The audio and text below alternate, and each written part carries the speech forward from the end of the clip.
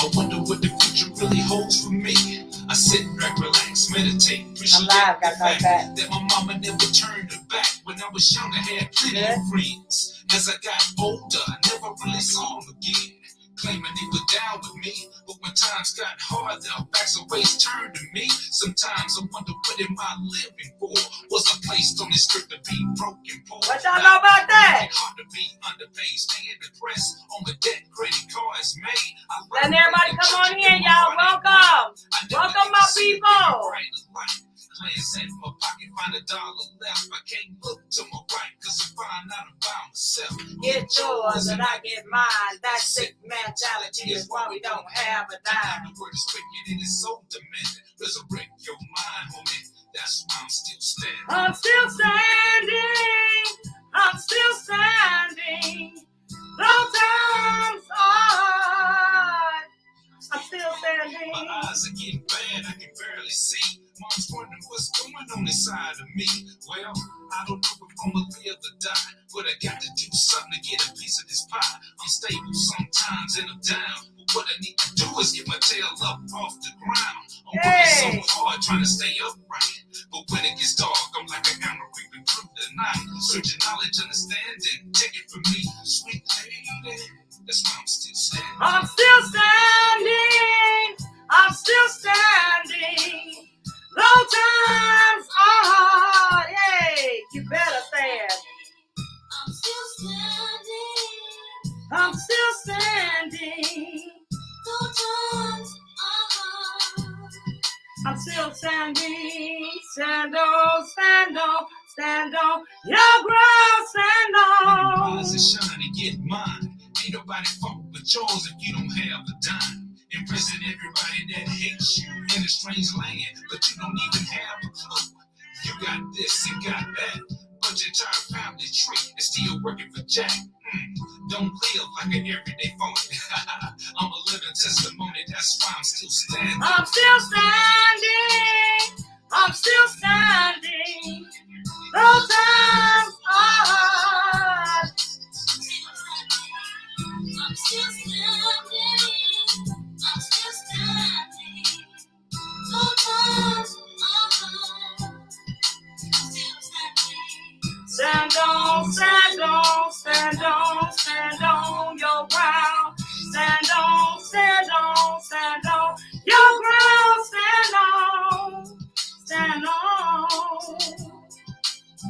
Stand on your ground. Stand on. No time I can stand. No time it will get tough. You can stand, you can stand. Stand on, stand on.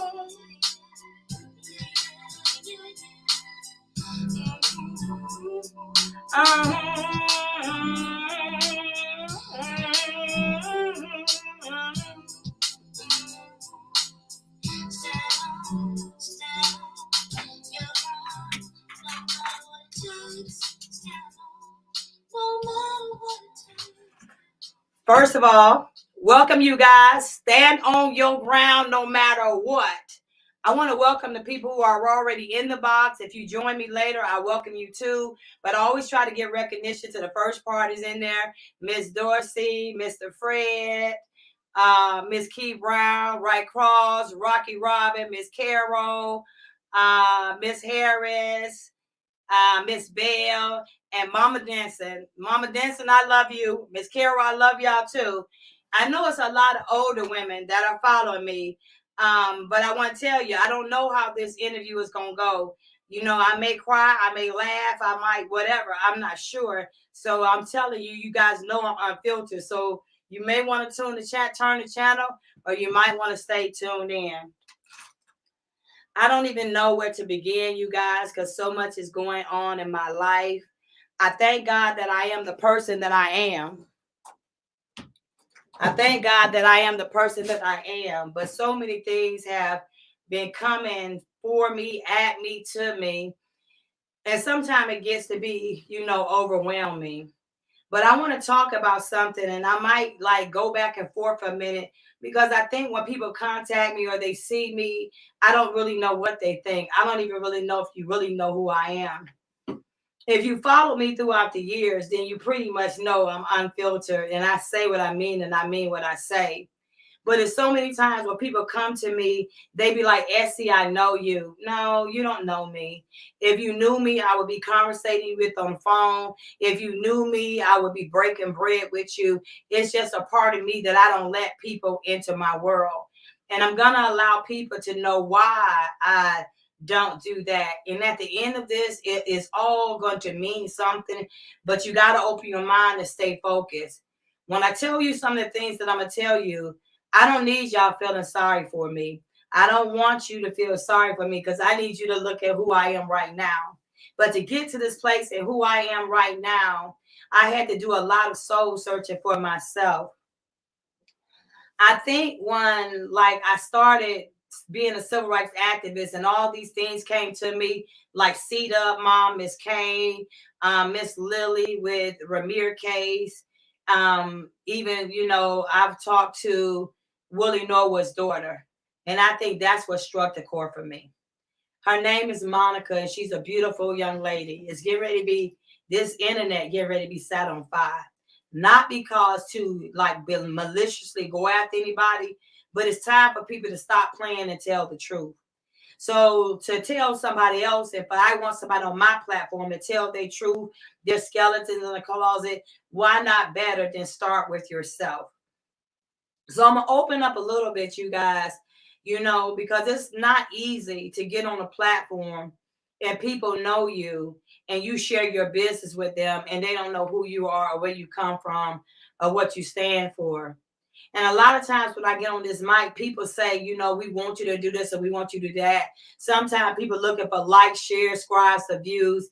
I don't care about none of that because why do that serve a purpose to me? If one person is on this mic and hear anything I say and it can change you in any kind of way, that's really what I'm here for. The rest of it is minute because a part of living is a part of dying. And I want to be able to help as many people as I can before I leave this world. I'm also affiliated with a couple of foster homes right now with girls that I've never even met before, but I got a chance and an opportunity to deal with them. And I gave them a little slogan of who I was. And I told them, I am you and you are me. I'm just an older version you see. So some of the things we done went through in life, we can never like go back from that because your past do not define your future or your presence. You can only do that yourself, but you have to stay really true to who you are. So even working with these foster girls, it made me be able to realize things about myself. And I'm sponsoring little girls right now. I'll get back into that with you guys more because you might want to help me sponsor one of the babies. But believe it or not, y'all, one of the babies that I am sponsoring, her name is Mary. And I was like, I ain't messing with no more Marys, but I got to mess with this Mary. She's 14 years old and she's a beautiful little girl. She done went through a lot and she reminded me so much of who I was.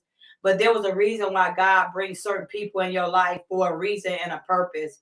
Because dealing with this little girl, Mary, and I ain't gonna say what state, and I was dealing with other people, I'm really just dealing with her right now and the foundation that she is in. So to me, that was for a reason and a purpose. A lot of times when cases come to me or something happens, you guys, I get embedded into the case. I get embedded to it, mind, body, and soul. So when I tell you I'm going to do something or I'm going to look out for you, I'm going to do that. I'm going to focus on, what you have told me because I embrace people as a family. But as you don't know, like we were talking about deadbeat dads, just as well as there are deadbeat dads, there are deadbeat mothers too. So we can't like outweigh either one because it goes both ways. But I'm not saying my parents are deadbeat. You can decide that for yourself. My mother had a breakdown, so I would think that she didn't have a choice in this matter. But I'm going to give you a little insight on who I am as a person so you can know where I'm going to with this message. As a little girl at 9 years old, I was took away from my mother. We were considered one of the worst child abuse cases in Detroit, Michigan. My mother cut my hair out with butcher knives. She beat me with 2x4s. She shot at me with guns. She stabbed us. She threw us down flights of stairs. Whatever you thought she did, raw hamburger meat. I mean, it was bad. She used to take me and stand me up in the window and cut my clothes off me and stand me up in the window. And I wasn't sure if people could see me because I was standing in the window butt naked. I think that's why I'm so like real like private with my body and like I'm real personal. I've never wore a bathing suit. I will wear comfortable stuff, but at 9 years old, that's all I knew. You know, I have a sister that's mentally retarded from that right now. I think that my mother hit her too hard, and she didn't speak again. She just say mama, daddy, everything. She says nothing now. And my father put my sister up for a ward of the state in Detroit, Michigan. I would have took my sister because I love my family and I love my blood. But for some reason, my dad did not want my sister to be a part of his life. I think that he found out that she wasn't his, but you still raised her like she was yours to a degree. So at 9 years old, after they took me away from my mother, I never saw my mother again. So then here come my dad. They were still trying to figure out if they wanted to give me back to my father.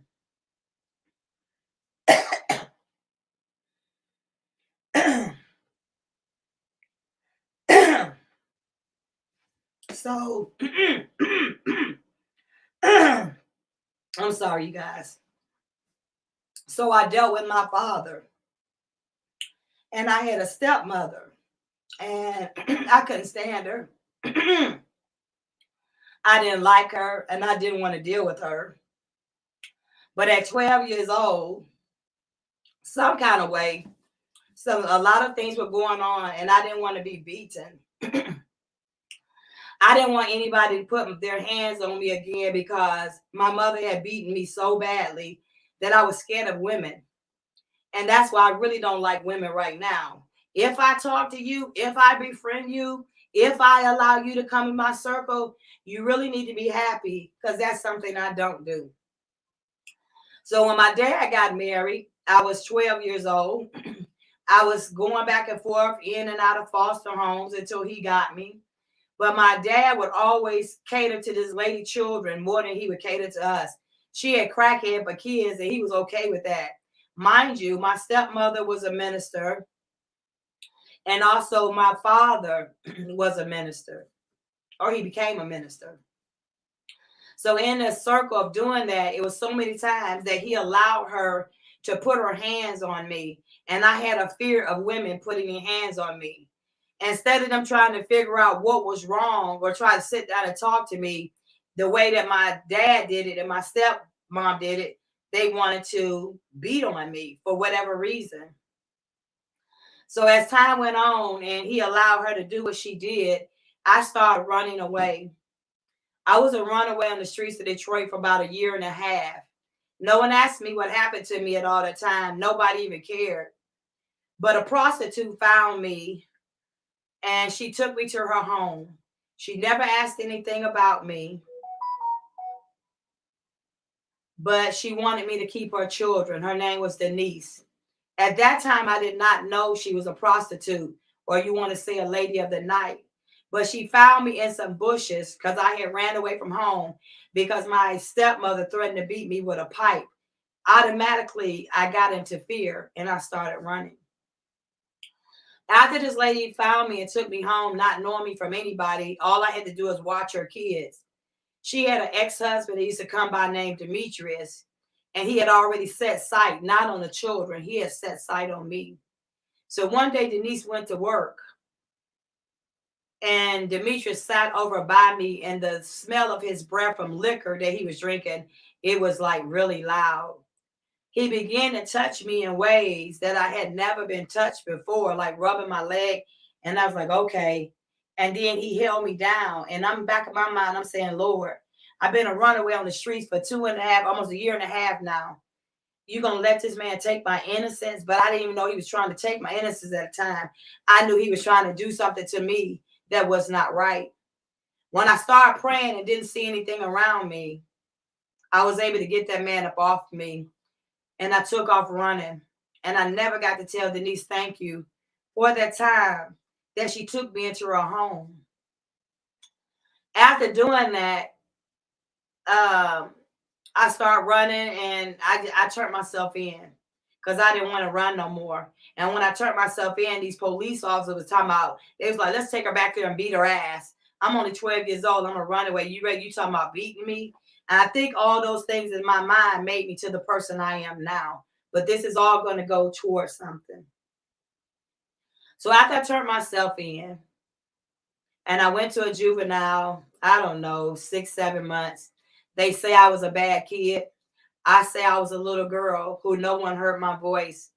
Because when I was being beaten by my mother, no one heard my voice. When I said it about my father, no one heard my voice. It was supposed to be just an illusion in my mind. But I know who I am as a person and an individual. So after leaving the juvenile, my stepmother talked my father into putting me into a mental ward. So I was 11 years old 12 years old, finna go, I guess go to 13. I stayed in this mental ward 7 months. No one can tell me how it is to be locked up and your freedom took away from you, because that was me at 12 years old. I watched people play with their fingers, their toes. I was in a nut ward, you guys. And judge however you want to, but I didn't put myself in there. My stepmother talked my father into putting me in there because they felt like I had a problem with running. I didn't have a problem with running. I had a problem with you putting your hands on me, but nobody asked me, so no one was listening. So one day something transpired, and I thought I was going to go home out this mental ward. I met a beautiful young lady there named Alvita. We're going to talk more about that later, but she's a transgender. Her parents put her in there because she was actually a woman, but inside her body, she felt like she was a man. But for some reason, me and Alvita got tight. But when I found that out about her, I got scared. Even though I got scared, I still befriended her, but they were trying to depart us. And I think that Alvita understood me and I understood her. So that particular day, all chaos broke out in this mental ward. And you know what, you guys? I played like I was in the damn cuckoo's nest. I went over and beyond, not knowing the repercussions after that. After I went off like I did, 8 men, if I'm not mistaken, came in. These were men who held me down and they shot me with some stuff called Hell Dog. Hell Dog is something powerful that it relaxes everything in you, but it had a side effect on me. I can laugh about it now, but the shit wasn't funny then. My whole side of my body, my hand would jump up like this, my mouth would frown, I would slop from my mouth. So when y'all see them people crazy, not all the time they're crazy. It could be the medication that they're giving them. So after they shot me down up with this Hell Dog, they strapped me to a bed for 7 days. My hands was to the top and my feet were restrained at the bottom. I didn't even understand how something like that's possible, but it happened. And when you eat, they will unrestrain one of your hands so you could sit up like this, but then you got to have to lay back and chew your food. So I could have been choking at that time, but God saw differently. But it was one nurse in there. I'm not sure if she's still alive. I know the facility is now closed, and her name was Cheryl. Cheryl looked at me and she talked to me and told me, don't ever do that again, because she knew I was intelligent. But why did I do that? I did that because I was in a mental ward and someone was trying to tell me I was crazy because no one was listening. I thought if I did that, that I would get someone's attention. And oh boy, did I get someone's attention. But in the process of that, about 3 days later, the psychiatrist came in and they talked to me about how I had went off like I went off. I told him I didn't want to talk to him. The only way I would talk to him, how about you lay on the couch and let me sit in this chair and let me tell you what I feel and what my concerns are. Not talking in this way now because I'm older, but basically it's the same terminology. So he laid on the couch and I told him everything I felt, thought, wanted to say. Within 48 hours of me doing that, he asked for my release of that facility.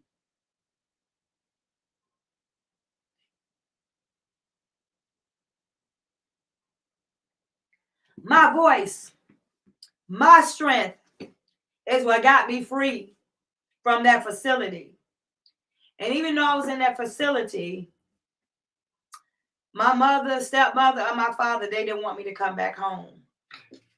But I got home. Everything was okay for a moment. And I was doing my hair one day, and I was playing with this blow dryer, and the dryer just broke. I didn't know, should I tell my mom, my stepmom and dad or not. Either way, if I told the truth, I felt like I was going to get beaten because I had a fear with people beating me. So I think I told a story about it, and I ended up telling the truth.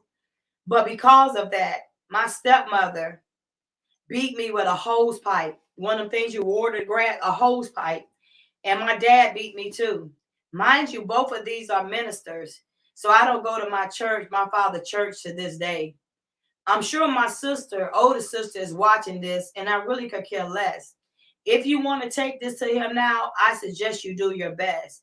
But if you come to me any kind of way, well, nobody even know who you are unless I make it known that you are my father. But now it makes me want to come forward, just like C-Dub and Monica, Willie Norwood kids, Ramir. Because why should I stay silent? Because you are a minister and you're leading a flock of people and you really don't care. So after they beat me really, really bad, I like to sing. We would go to choir festivals and we would win major money singing. That's what they used me for, like a pawn. And that particular day, after they beat me on a Saturday, that Sunday I had to go in church and sing. They had my whole body covered and I had a turtleneck so people wouldn't see the webs and the bruises on my body. I continue to try to understand how I'm up here in a church praising God. And how are these people saying they're a minister and you just beat the hell out of me the other day? It happened. So that Monday, after I had went through all that, the juvenile, the mental ward, them beating me, they still had me up under therapy. So when I got to my therapist's office, I took off all my clothes and I just sat there like this. And I said, do this like a girl who's crazy. And when I say I had webs up and down my body, it was so bad, it looked like I had on clothes. They had beat me so bad. So by the time I got home from my psychiatrist, not knowing they were going to call the police and all that, there was police up and down my street. I was in Detroit, Michigan at the time. My bags were packed. My dad was ready for me to go. He told me that he never wanted to see me again because I told the truth, because I didn't want to be beat again. Like, if you're going to whoop a kid, whoop a kid. If you're going to punish a kid, punish a kid. But they had a Soul Train line beating me with a hose pipe and then put me in a tub of hot scalding water with alcohol. I wonder who I was supposed to tell that to. So because he didn't want me, his mom took me in. And I started staying with my grandmother. I'm named after my grandmother, Essie. I never really liked the name, but I was gave the name, so I had to keep it. And my grandmother seemed cool at one time, but it was like because my dad was sending her the money like he should, she didn't want to be bothered with me, really. My older sister we was going through some stuff with my grandmother, and my older sister had ran away already, so I was still there.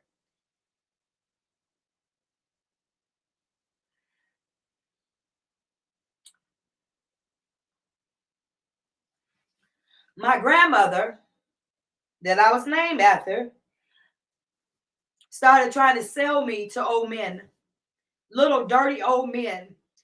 And this one old man that she took me to, now you done had bad experiences. I'm not sure why you still taking me to old dirty men trying to sell my body because I was a virgin. But it was something about this little old man that she took me to. He wanted me to act like I was a dog and crawl to him. I'm looking at this nigga like, really? So by the time I crawled over to him and he had whipped his private part out, I had snatched that bad boy pretty much out the socket. My grandmama didn't even get down the street. She came back running. She had to come get me. After that, I was scared. So I didn't know what to do. She didn't want to take me to any more men, but she didn't want to keep me either because she couldn't have her way as far as selling me to old men. My sister had already left. And I don't think my older sister would have even like let that happen. I'm not sure, but I'm not sure, you know. Um, After that happened, because I was scared that she was gonna sell me to an old man, I read a biology book and I got pregnant. I didn't know what periods really were. That's why you need your mother. I didn't know what was good and bad in a man. That's why you need your father. I don't know no woman that don't want their father in their life because it was like he was my knight in shining armor. But he really wasn't because he was abusive to my mother. And that made me not be able to like him. And then he became abusive to me. And that made me dislike him even worse. So I'm kind of hardcore, I think, because of the things I've been through.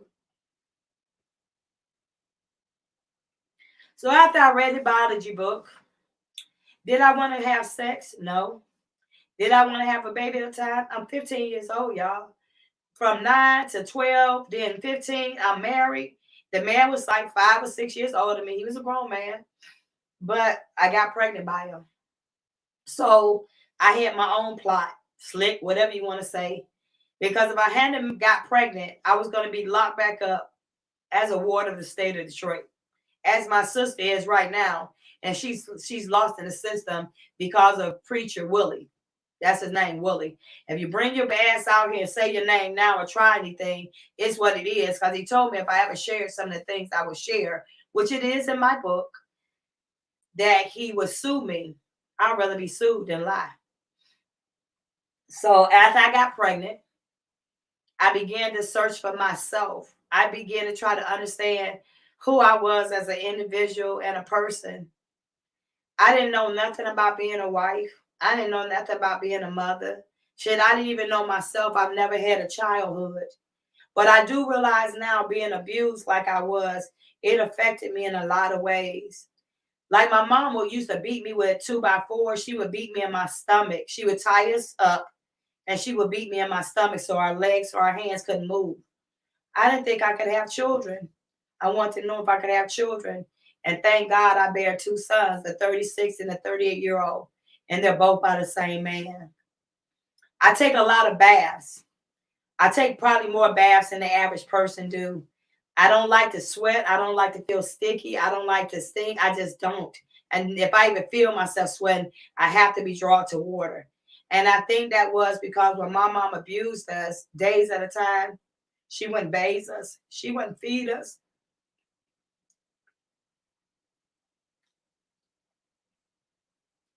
She pretty much let us starve to death. So even with me bathing now, I do that because it's like a natural instinct. When you're younger and you're abused, you have certain habits. You don't know these habits until you get older and you analyze it for yourself. So a lot of who I am, I had to learn for myself. The person that I am, I had to learn for myself. Being without a mother or a father, I had to learn for myself. So like I understood C-Dub hurt when he just wanted his father in his life, but at least he had his mother there. So count that as a blessing. But in this whole situation that I went through, it made me who I am. It made me like say I'll never let someone else silence my voice. I don't like when people come at me and try to attack me because I am all who I know. I don't know how to back down when someone comes for me because I am all who I know. I don't like for someone to threaten me because I am all who I know. Like when I fight or I stand for a case, I never knew that I would be a civil rights activist. But I knew when I got grown that I would not let anyone break who I was as an individual and a person. And I did not want my past to define my future or my presence. So I didn't beat my sons. I stayed stable enough that I could make sure that my sons had a great life, the things that I didn't have. My kid's father was not all there at the time. He wasn't in their life. But my kid's father family was. And one of my kids' father's auntie, her name is Shirley, she raised me for a moment until I had to go off on my own journey because some things had happened. To this day, I wish I could have been her daughter, but like it doesn't matter who you are. People can say that they'll accept you, but they always gonna treat their children different from how they treat you. And she showed me so much love, but it still was not my mother love that I really wanted in my heart. It still was not the father love that I wanted in my heart. And I had to teach my sons. I couldn't teach my sons how to be a man, but I could tell my sons what a woman was expect out of a man and what is given. See, I know about trying to be a woman, but I had to read and research and learn that on my own. I probably would still be a virgin right now if I hadn't went through what I went through, scared that I was going to be locked up in society. Because not only a system failed me, all my relatives failed me. If it was my choice, I would have threw all their asses back. And I would have got me a whole new family. But I wasn't privileged to do that. So when people attack me or they come at me, I don't know what you think I should be. When people come and they seek my help, I don't know what you feel like I should do. Because all I know is to fight when someone come at me, because no one fought for me. No one heard my voice when I was a little girl and my mother was beating on me. There was an Avon lady who knew it, but she didn't help me. There were people who knew that was going on, but no one helped me. I had to fight those demons. I had to fight those battles, by myself. Did I do a good job? I'm not even sure. Because after all that transpired, 15 years old, I'm a mother, I'm a wife.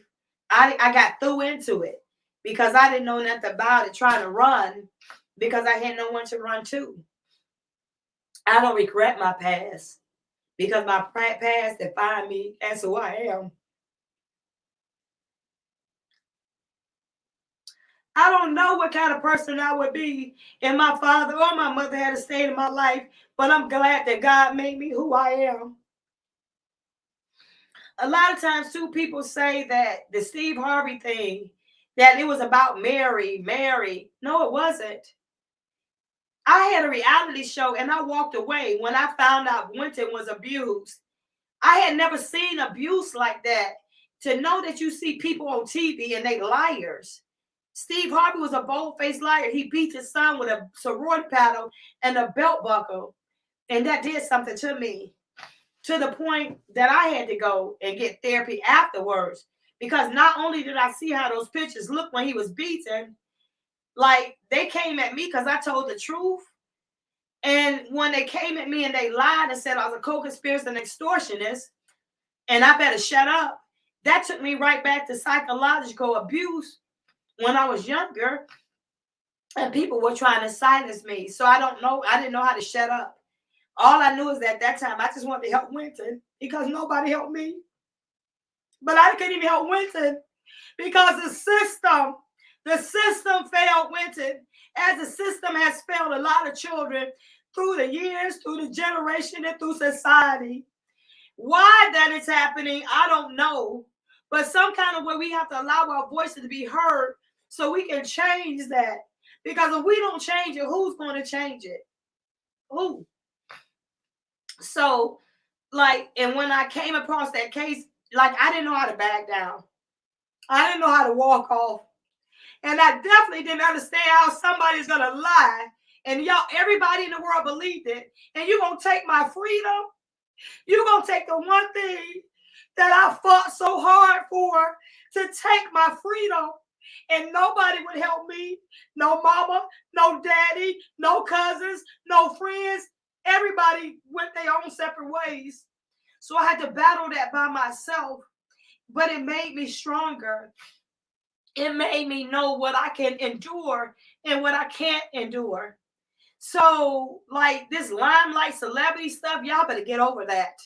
Because this is some bullshit out here in the world. I don't care if I marry a celebrity. At the end of the day, I'm still Essie Berry. And Fred even tried to abuse me. And I'm like, nigga, I brought you away from Georgia and you gonna try to abuse me? So that didn't work out too well for Rerun either. Another time, another subject, but I'm just saying. So when people bring me cases or you tell me something and I'm in it to win it. If you ain't gonna fight, then don't come to me. If you're gonna be a coward, don't come to me. If you're gonna tell me how to fight, do not come to me because I don't know nothing but me. And when I fight with everything in me. So I don't know how to back down. I don't know how to stop. I don't know how to shut up. I don't know how to cease and desist.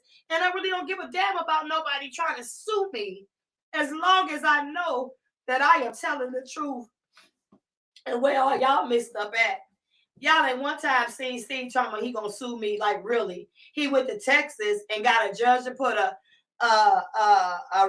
warrant against my arrest because I talk, because you beat your son. So I gotta take the charge because Steve Harvey beat Wynton like that, and I told it because the mama didn't tell it or nobody else didn't tell it. But you want me to take the charge for that? I'm not gonna take the charge for that. And I'm like, no surrender, no retreat. When you come at me, I'm like a full loaded machine gun. So you can't tell me to put that machine gun down legally because I'm coming with everything in me. And I'm saying this today because I need people to understand I'm not just your average person. I'm still trying to learn myself. I'm still trying to understand who I am, but I know that I know how to win. I know how to battle, and I have a 100% winning rate. You know why? Because I fight for what's right. I fight for justice. And if I walk away, you better be lucky that I walked away from you. You better be lucky that I didn't come for you. Because at the end of the day, everything you do in the dark, it will always come to the light. And sometimes people come at me and they say, Essie, I hear you and I know you. You don't know me. All you know is what you see. You don't know what I've carried through the years. Right now to this day, if my father was a noble man, I would want my father in my life because I am part of who he is. But as a minister, that's why I don't want people churches. He don't want to be bothered with me. He don't want to see me. Okay. I tried plenty of times to reach out to him, but maybe because I'm too much like him, or maybe my mouth is too big like him, or maybe I have the same attitude. He don't want to deal with me. He kept my brother.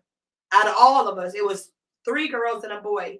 He kept my brother. He never left my brother's side. He still did with my older sister. He took my baby sister and locked her up, and I don't even know where she's at. And yeah, I think about that because strangers are raising my sister, and I don't know what they're doing to her because they do a lot of foul things to you in the foster homes. And all you got is yourself. So I wonder, what do be going through people's minds? Do I hate my father? I used to. But I think I more so hated his ways. Did I hate my mother at one time? Yeah. Because I didn't know why she did me like she did me. And you beat me like you beat me. You couldn't even tell me why. Because she was mad at my father. So since you couldn't beat him, she beat us. My mother passed away on Labor Day, September 2007. But before then, I had never seen my mother after 9 years old. She called me one time and I cussed her out. Was it the right thing? I was hurt. I didn't know what to do. Because she was talking about how she abused us. And I couldn't even understand that. So in 2005, someone flew me to Detroit because I was supposed to do a birthday party. And I went back to this abandoned building where I had ran away from in 2005. I went to this building. What drove me to this building, y'all? I don't never know. I called one of my uncles and I was trying to find my mother. And when I got to the building that I ran away from, I looked in the mailbox and I saw a letter said Linda Alexander. I said, damn, Linda Alexander. And it was an old lady across the street watching me. And I took my mom mail because there was a check in there. You know, people come for them checks. So I took the mail and I told the old lady who I was. She had a picture of my mother. That building, what I had ran away in those years ago.